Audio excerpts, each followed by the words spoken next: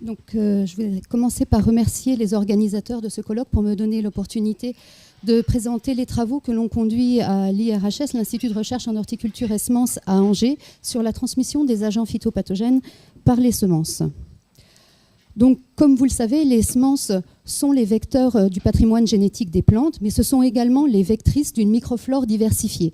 Cette microflore comprend des micro-organismes qui sont pathogènes des plantes, mais également des micro-organismes qui peuvent être pathogènes de l'homme. Il suffit de se rappeler de l'épisode de la contamination avec des Escherichia coli qui étaient transmis par des graines de fenugrec en 2011, mais également des micro-organismes qui peuvent avoir un rôle bénéfique dans la croissance de la plante et toute une cohorte de micro-organismes dont on ne connaît absolument pas le rôle. D'un point de vue taxonomique, les micro-organismes qui composent cette communauté associée aux semences est assez diverse, puisque l'on y trouve aussi bien des virus que des micro-organismes comme des bactéries, des champignons filamenteux ou bien des levures ou encore des protistes. Dans la suite de mon exposé, je vous parlerai essentiellement de bactéries et de champignons phytopathogènes transmis par les semences. Donc ici, vous avez représenté un Xanthomonas, qui est une bactérie pathogène du haricot pour celle-ci, et ici des ascospores d'Alternaria, brassicicola pathogène des brassicacées. Donc la vection des micro-organismes phytopathogènes par les semences assure leur dissémination à longue distance, mais également elle permet la survie de l'inoculum entre deux cultures de la plante hôte. Et bien souvent, dans nos conditions au moins tempérées, la graine contaminée représente la principale source d'inoculum pour les épidémies. Donc, de ce fait, la transmission par la semence représente une étape critique dans l'écologie des agents pathogènes, mais également dans l'épidémiologie des maladies qu'ils engendrent. Donc, des méthodes de lutte sont positionnées spécifiquement pour contrer cette étape de transmission par la semence. Cependant, dans le contexte actuel d'Ecophyto 2018, avec une diminution programmée du recours aux pesticides, il faudra prévoir d'autres méthodes de lutte contre ces agents phytopathogènes. Et il faut également avoir à l'esprit qu'on ne dispose à l'heure actuelle d'aucune méthode de lutte chimique efficace et autorisée pour lutter contre les phytobactérioses. Donc, dans ce cas, la seule méthode de lutte contre les phytobactérioses transmises par les semences repose sur la sélection sanitaire. Mais cette sélection sanitaire n'est pas complètement satisfaisante, puisque lorsque l'on détecte un pathogène, on peut recourir soit à la décontamination de ce lot, soit à des opérations de déclassement ou de destruction des lots contaminés, ce qui évidemment, d'un point de vue économique, n'est pas du tout satisfaisant. Donc, dans ce contexte, notre objectif est d'améliorer les méthodes de lutte ou de proposer des méthodes de lutte innovantes en passant par une meilleure compréhension des voies et mécanismes impliqués dans la transmission des agents pathogènes à et par les semences. Donc, cette transmission par les semences, elle dépend bien sûr des capacités des micro-organismes à contaminer la graine. Donc, on peut s'interroger sur les voies qu'empruntent les micro-organismes pour atteindre cet organe très précieux qu'est l'organe reproducteur. Mais d'un autre côté, du côté de la plante, on peut s'interroger aussi sur les mécanismes que la plante met en place pour se protéger de ces infections par des micro-organismes phytopathogènes. Par ailleurs, une fois que la graine est contaminée, les bactéries ou les champignons, je suis phytobactériologiste, donc j'ai tendance un petit peu à ne voir que les bactéries dans les agents phytopathogènes. Donc vous m'excuserez, mais... Donc, une fois que les graines sont contaminées, les agents pathogènes vont devoir survivre aux étapes de process que subiront les graines et également au stockage. Puis, elles devront adapter leur métabolisme pour contaminer les plantules lors des étapes de germination et de levée.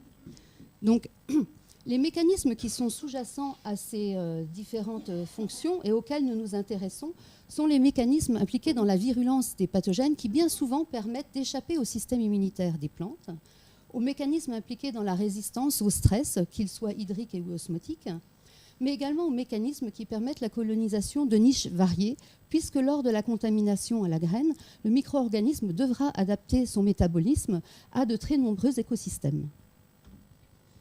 Donc, comment les micro-organismes contaminent les graines? Donc, dans la littérature, 3 voies principales de transmission aux semences ou aux graines sont rapportées. Donc, une voie qui passe par le système vasculaire de la plante mère, une voie qui passe par le stigmate et le style, et enfin une voie de contamination qui est plus externe, qui se passe par contact avec les tissus contaminés du fruit. Alors, l'importance relative de ces différentes voies de transmission varie bien sûr selon les pathosystèmes, mais varie également selon les conditions abiotiques. Et ces différentes voies de transmission vont conditionner directement la localisation des agents pathogènes dans les semences. Puisqu'à partir d'une contamination par les pièces florales ou par le système vasculaire, on aura une contamination relativement interne dans la graine. Et bien que l'embryon ne soit jamais sensu stricto contaminé par les micro-organismes que sont les bactéries ou les champignons phytopathogènes, ils pourront néanmoins être localisés dans les replis de l'embryon, ce qui peut quand même constituer une localisation excessivement interne dans la graine. Pour les contaminations qui sont d'ordre plus externe, donc par contact avec les fruits contaminés ou lors des opérations de battage et de récolte, la localisation des agents pathogènes sera plus externe ou quelquefois subtégumentaire. Donc forcément, cette localisation des micro-organismes au niveau des téguments ou bien dans les replis de l'embryon aura des conséquences importantes pour l'efficacité des traitements de décontamination des semences qui pourront être appliqués, mais également pour l'efficacité et les résultats de la détection des organismes phytopathogènes. Donc, je ne vais pas précisément parler de ça aujourd'hui, mais je voulais absolument insister là-dessus parce que c'est important pour la production de semences saines. Donc, les travaux que je vais vous présenter aujourd'hui sont conduits dans 2 équipes de l'IRHS. L'équipe Fongicem qui s'intéresse particulièrement à la transmission aux semences de Brassica d'Alternaria brassicicola. Et l'équipe MR6, donc l'équipe dans laquelle je travaille, qui s'intéresse à la transmission aux semences de différents agents phytopathogènes bactériens, donc essentiellement des Xanthomonas, mais aussi d'autres bactéries économiquement importantes comme les Clavibacter michiganensis. Donc ces différents pathogènes sont responsables de maladies sur des plantes économiquement importantes, peuvent être le haricot, les tomates et piments, ou bien les différentes brassicas d'importance agronomique, mais également sur des plantes modèles, et on s'intéresse entre autres à la transmission aux semences de Medicago, mais aussi d'Arabidopsis. Donc très rapidement, 2 mots sur les principaux pathosystèmes qui vont revenir dans la suite de l'exposé. Donc, sur le haricot, les travaux que nous avons conduits l'ont été en utilisant 2 micro-organismes. L'un, une bactérie phytopathogène en situation compatible sur le haricot, c'est-à-dire qu'elle occasionne une maladie sur le haricot. Il s'agit de Xanthomonas fuscans sous-espèce fuscans, qui est responsable de la graisse commune du haricot, l'une des principales phytobactérioses de cette plante. Par contre, pour avoir accès plutôt aux réactions de défense ou à la situation incompatible de type non-hôte, on inocule un Xanthomonas campestris qui, lui, n'est absolument pas pathogène du haricot, il est pathogène des brassicacées. Donc c'est cette bactérie que l'on utilisera pour la situation compatible sur les brassicas et principalement sur l'arabette. Sur l'arabette, la situation incompatible sera illustrée par les inoculations de Xanthomonas fuscans sous-espèce fuscans. Et enfin, pour le champignon, la situation incompatible sur les brassicas est due à l'inoculation d'Alternaria brassicicola. Donc, comment s'intéresser aux voies qu'empruntent ces différents micro-organismes pour contaminer les graines de leurs plantes hôtes? Donc, je vais tout d'abord vous présenter les travaux qui ont été faits sur les bactéries, puis sur les champignons. Donc, sur le pathosystème haricot et Xanthomonas phaseoli, nous avons mis en place un système expérimental qui nous permet d'avoir accès séparément à la transmission par la voie vasculaire ou à la transmission par voie florale. Donc pour avoir accès à la transmission par la voie vasculaire, on peut pulvériser le feuillage de plantes dont les organes floraux sont tous protégés dans des sachets, donc ce qui supprime toute contamination directe par les boutons floraux. Alternativement, on inocule directement les boutons floraux en déposant des gouttelettes d'inoculum dans ces boutons floraux. On peut aussi être amené, et ça sera vrai sur l'arabette, à injecter directement l'inoculum dans la hampe florale. Alors on prend grand soin lors de la récolte de ne surtout pas contaminer les graines par contact avec les gousses contaminées ou les feuilles, etc. Donc là, ces méthodes nous permettent d'avoir accès strictement à ces différentes voies de contamination. Et dans ces conditions, ce que l'on montre, c'est que pour un pathogène en situation compatible, donc comme Xanthomonas fuscans sous-espèce fuscans sur le haricot, on a une transmission par la voie florale, ici en bleu, qui est nettement plus efficace qu'une transmission par la voie vasculaire. Bon, c'est très intéressant, mais ce qui est surtout remarquable, c'est que la transmission par la voie florale est assez permissive puisqu'elle permet à un pathogène en situation incompatible, comme Xanthomonas campestris, Patovar campestris, d'être transmis aux semences de haricots. La mise en évidence de cette transmission par la voie florale d'un pathogène en situation incompatible était assez surprenante. Elle a été répétée à de nombreuses reprises sur ce pathosystème, mais également sur d'autres pathosystèmes. Et surtout, ce qui est intéressant, c'est qu'elle permet d'expliquer différents isolements qui sont faits donc, par nos partenaires, par exemple de la SNES, du LNPV ou des entreprises sémencières, qui peuvent être amenés lors des opérations d'analyse de l'eau de semence à avoir des faux positifs, c'est bien ça, dans leur test de détection, donc qui détectent non pas les agents pathogènes de la plante considérés, mais d'autres agents pathogènes.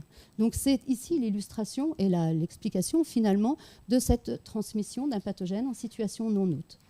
Et cette transmission non hôte finalement pourrait s'expliquer par la théorie de l'optimisation des défenses, qui voudrait que dans les fleurs, on ait essentiellement des défenses constitutives et peu de défenses inductibles. Or, dans nos conditions ici artificielles d'inoculation, on apporte un inoculum massif. Et donc, du coup, on dépasse les capacités de défense de la fleur, ce qui peut expliquer qu'on trouve, dans ces conditions un petit peu artificielles, autant de transmissions en situation incompatible de type non-hôte.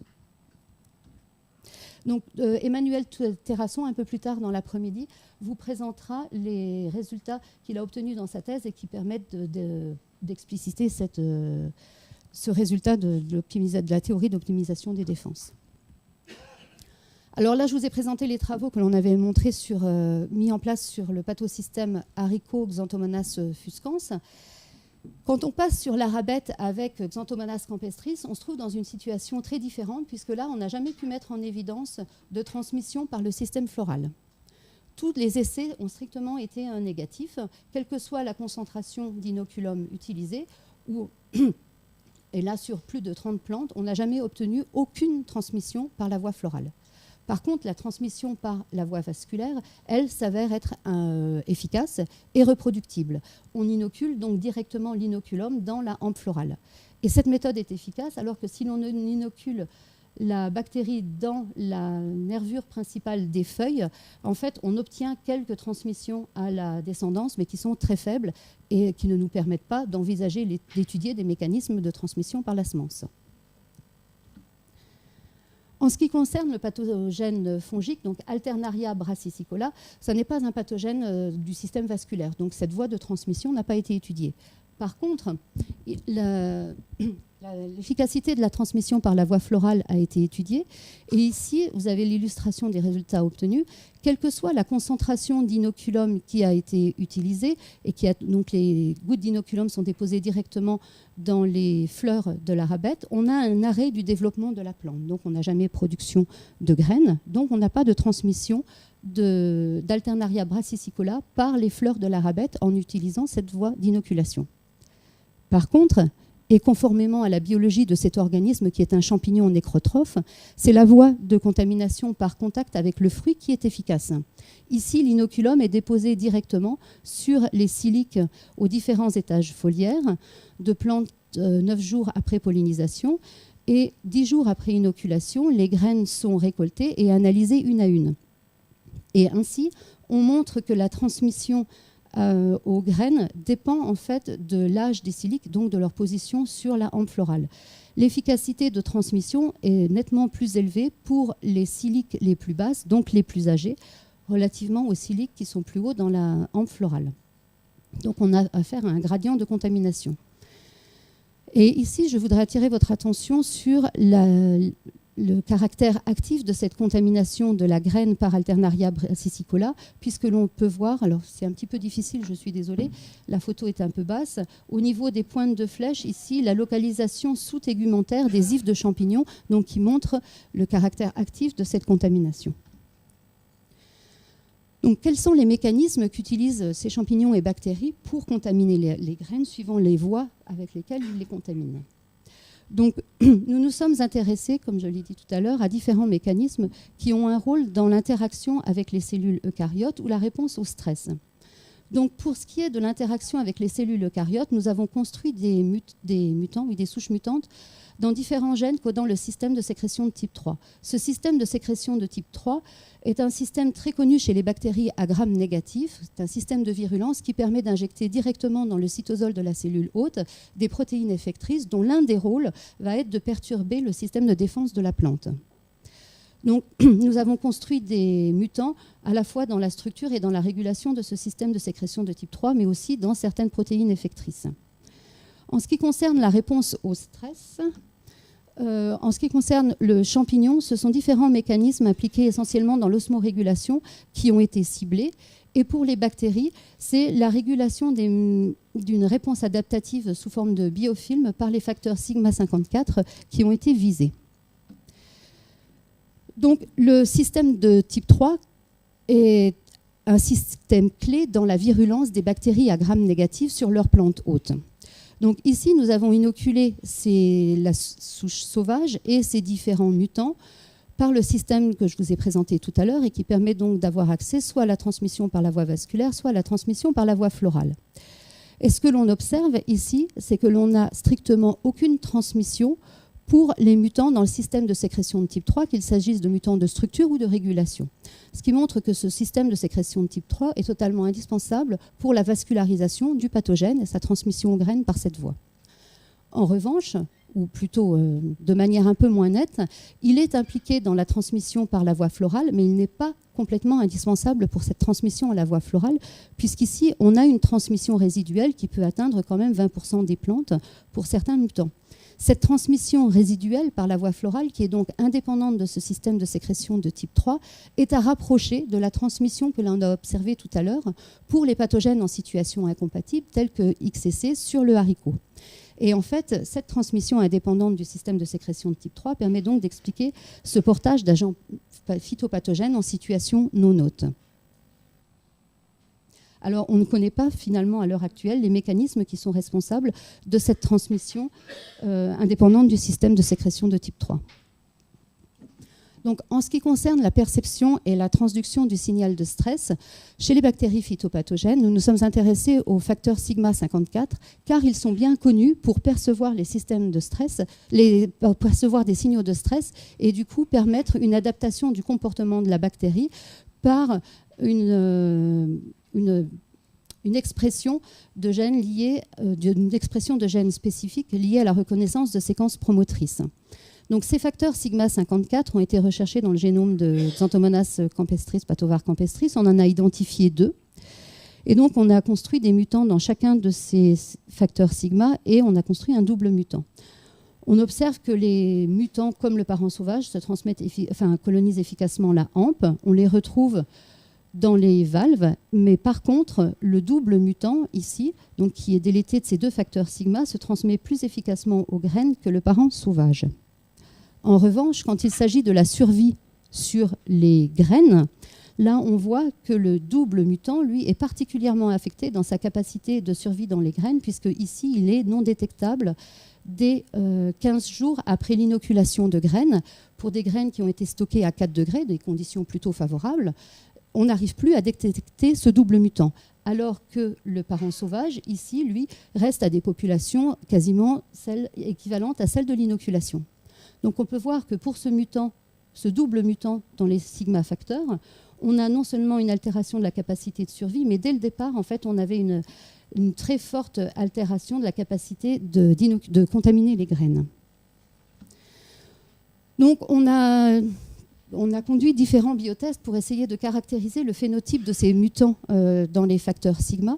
Et ce qu'on a pu voir, c'est que ces mutants sont altérés dans différentes étapes élémentaires de la formation de biofilms. Donc ici, je vous présente différents résultats qui montrent la capacité à se déplacer par nage dans un milieu gélosé avec une concentration en agar très faible. Donc ici, on voit que ce simple mutant, le 1935, ici, est incapable de se déplacer par nage dans la gélose. Et il en est de même pour le double mutant. Et ici, c'est un autre type de déplacement qui se trouve en surface de la gélose par essaimage. Donc ici, c'est l'autre mutant, le 2802, qui est altéré dans sa capacité de dispersion par essaimage, et il en est de même pour le double mutant. Par ailleurs, on a caractérisé la capacité d'adhésion. Ici, c'est un système qui fonctionne bien en plaques de polypropylène. Et là, les mutants sont un petit peu altérés pour celui-ci, mais très fortement altérés dans la capacité d'adhésion pour ce mutant 2802. Et ici, alors je ne sais pas si vous voyez bien, mais on a observé des biofilms au confocal après marquage de la souche à la GFP. Et ce que l'on observe, c'est que la souche sauvage fait des biofilms tout à fait classiques, bien denses et qui adhèrent bien à la lame de verre, alors que les mutants adhèrent moins ou font des biofilms beaucoup moins denses. Ici, on a quasiment un biofilm très peu dense. Là, on n'a pas d'adhésion, donc on a disparition de la souche. Et ici, on a une situation où le biofilm est également peu dense et il y a peu d'adhésion à la lame. Donc ces différents gènes, on a mesuré l'expression de différents gènes pour corroborer ces résultats de phénotypage. Et donc finalement, ce que l'on peut dire, c'est que le mutant sigma 54 1935 est réellement impliqué dans la mobilité flagellaire, qui est la première étape nécessaire pour la formation de biofilms. Et le mutant 2802, lui, est altéré, régule plutôt la formation du pilus de type 4 et une adhésine afibrillaire IAPACH qui sont importantes à la fois pour l'adhésion et l'agrégation. Donc finalement, la formation d'un biofilm en 3 dimensions. Donc ces mutants, et en particulier le double mutant, sont très fortement altérés dans leur capacité à former des biofilms. Donc tout cela est relativement cohérent finalement avec ce que l'on a observé pour la survie dans les graines, puisque les doubles mutants et les simples mutants survivent moins bien sur les graines. C'est logique, moins on fait des biofilms denses ou moins on en fait, moins on survit. Par contre, pourquoi ces mutants se transmettraient-ils mieux aux graines que le parent sauvage? Une des explications pourrait être liée à la colonisation du xylème. Donc ici, vous avez des photos qui ont été faites en microscopie confocale, suite donc au marquage d'une souche GFP. Donc là, c'est la souche sauvage. Et on a observé donc différents fragments dans la hampe florale, à 10 jours ou à 40 jours. Ce que l'on observe tout d'abord, c'est qu'il y a finalement peu de vaisseaux du xylème qui sont contaminés par cette bactérie, alors que l'inoculation est assez dense, et que finalement très peu de vaisseaux ont leur lumière complètement bouchée par les biofilms que pourrait faire cette bactérie. Là, il s'agit de la souche sauvage. Et finalement, si l'on compare ces résultats à ce qui a été obtenu pour d'autres bactéries phytopathogènes comme Xylella, ce que l'on peut dire, c'est que la formation de biofilms, finalement, serait un frein pour la colonisation du xylème, puisque, du coup, les bactéries forment des biofilms dans le xylème, obstruent la lumière de quelques vaisseaux, mais n'ont plus la capacité d'aller coloniser les vaisseaux adjacents parce qu'elles ne peuvent pas passer par l'épi de ces petites membranes qui permettent le lien entre les différentes cellules des vaisseaux du xylème. Donc finalement, chez la souche sauvage, la formation de biofilms serait presque un frein à la colonisation du xylème et à la dispersion dans la plante. Alors que finalement, chez les doubles mutants et chez les mutants simples, qui sont altérés dans leur capacité à former des biofilms, on pourrait avoir une meilleure dispersion dans les vaisseaux du xylème. C'est aussi ce qu'on avait pu mettre en évidence, mais pas pour la transmission à la semence, juste pour l'agressivité, pour Xanthomonas saxonopodis patovar-phaseoli, un pathogène du haricot. Par ailleurs, c'est intéressant de remarquer que si l'on pulvérise l'inoculum sur les plantes dont les boutons floraux ont été protégés, donc ici on revient sur le haricot, pour différents mutants incapables de former ces différentes adhésines, ici on a une transmission qui est significativement plus faible que celle du parent sauvage pour cette transmission donc par voie vasculaire. Mais là, en fait, on fait appel à deux fonctions successives. C'est on pulvérise les souches sur les feuilles, donc il faut qu'elles soient capables d'adhérer sur les feuilles, puis d'atteindre les vaisseaux du xylème pour coloniser finalement les graines. Et donc, dans ces conditions-là, les souches ne sont pas capables de se transmettre aux graines. Alors que si elles sont inoculées directement dans les vaisseaux du xylème, comme on l'a vu tout à l'heure, elles sont d'autant plus capables de coloniser les vaisseaux du xylème.